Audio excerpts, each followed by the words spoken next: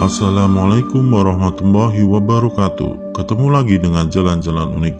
Pada kesempatan kali ini, saya akan menceritakan sebuah kisah mengenai ditemukannya makam Nyi Roro Kidul di tepi pantai yang sangat menghebohkan. Pantai Karanghawu merupakan salah satu pantai yang indah di Kabupaten Sukabumi, terletak arah selatan atau sekitar 75 km kota Sukabumi atau 16 km kota Palabuhan Ratu. Pantai Karanghawu menjadi salah satu destinasi wisatawan saat berkunjung ke Palabuhan Ratu. Lokasinya tepat di pinggir Jalan Raya Cisolok, menjadikan pantai ini layak untuk dikunjungi. Nama Karanghawu berasal dari adanya gugusan batu karang yang menyerupai hawu atau tungku di lokasi itu.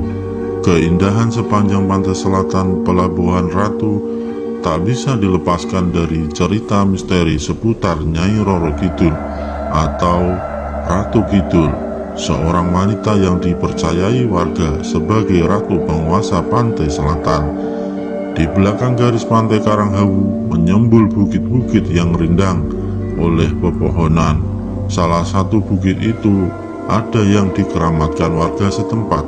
Di lokasi ini terdapat komplek makam. Satu di antaranya dipercaya sebagai makam atau petilasan Nyai Roro Kidul.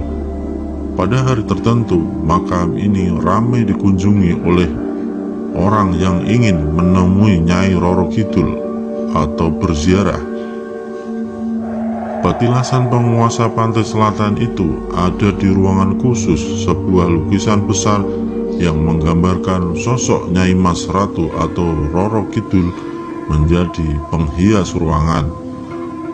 Ruang ini didekorasi dengan dominasi warna merah.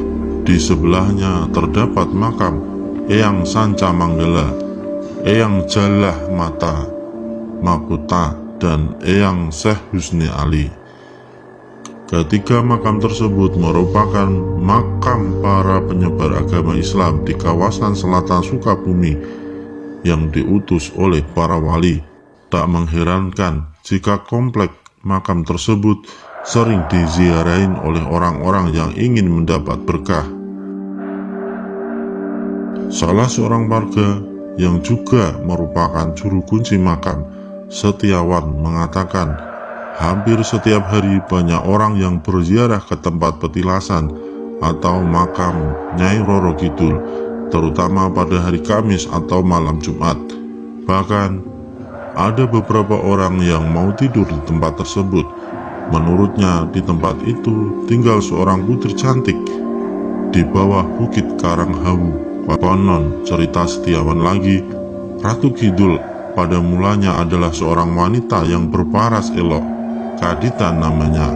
Karena kecantikannya ia sering disebut Dewi Srangenge, yang artinya matahari jelita. Kadita adalah putri Raja Munding Wangi. Walaupun Kadika sangat elok wajahnya, Raja tetap berduka karena tidak mempunyai putra mahkota yang dapat disiapkan. Baru setelah Raja memperistrikan Dewi Mutiara, lahirlah seorang anak lelaki. Akan tetapi begitu mendapatkan perhatian lebih, Dewi Mutiara mulai mengajukan tuntutan-tuntutan, antara lain memastikan anaknya lelaki akan menggantikan tahta dan Dewi Kadita harus diusir dari istana. Permintaan pertama diluluskan, tetapi untuk mengusir Kadita, Raja Munding Wangi tidak bersedia ceritanya lagi. Hari esoknya di pagi buta, Mutiara memanggil seorang tukang sihir, si Jahil namanya. Mutiara memerintahkan si Jahil untuk menggunakan Dewi Kadita. Bikin tubuhnya berkudis dan berkurap. Kalau berhasil, besar hadiah untuk kamu, katanya. Si Jahil menyanggupinya. Pada malam harinya, saat Kadita sedang tidur lelap, masuklah angin semilir ke dalam kamarnya. Angin itu berbau busuk, mirip bau bangkai. Ketika Kadita terbangun, ia menjerit, seluruh tubuhnya penuh dengan kudis, bernanah, dan sangat berbau tidak enak.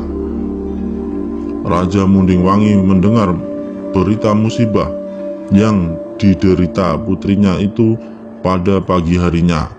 Beliau sangat sedih, dalam hati tahu yang diderita Kadita bukan penyakit biasa, tetapi guna-guna.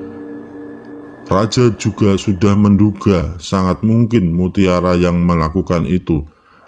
Hanya saja atas desakan Patih, putri yang semula sangat cantik itu mesti dibuang jauh agar tidak menjadikan aib.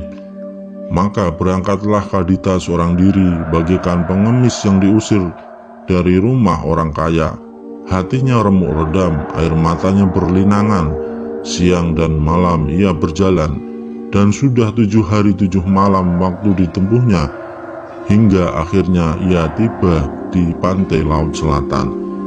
Kemudian berdiri memandang luasnya lautan, ia bagaikan mendengar suara memanggil agar ia menceburkan diri ke dalam laut. Tatkala ia mengikuti panggilan itu, begitu contoh maka tersentuh air. Tubuhnya pulih kembali, jadilah ia wanita cantik seperti sedia kala. Tak hanya itu, ia segera menguasai seluruh lautan dan isinya, dan mendirikan kerajaan yang megah, kokoh, indah, dan berwibawa. Dialah kini yang disebut Ratu Laut Selatan atau Nyai Roro Kidul, terang setiawan. Sementara mengenai Karanghawu sendiri, dapat dikisahkan batuan keras yang berbentuk lempengan yang menjorok ke laut merupakan terumbu karang yang telah mati dan mengeras. Konon batu yang menjorok ke laut itu merupakan singgasana Ratu Laut Selatan, Nyai Roro Kidul, ujarnya. Karanghawu dikenal sebagai tempat bermukim Nyi Roro Kidul. Di tengah pekat malam, banyak peziarah datang dan mandi suci di tepi batu karang.